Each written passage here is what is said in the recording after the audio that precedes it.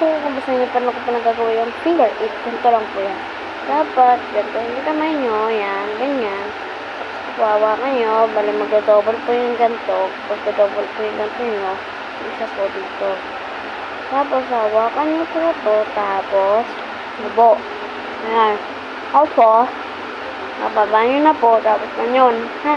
Ano po guys? Ano po yung nagagawa? Paano ko po ginagawa?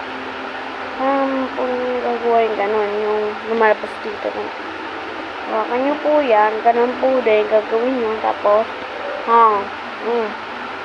po, dandahan nyo po para hindi makita po sa video, tapos unti-unti nyo po lagay dito, tapos ganyan na po, para lumabas po, para magic, ganun.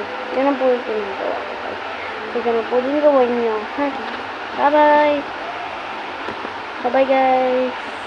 Don't forget to subscribe.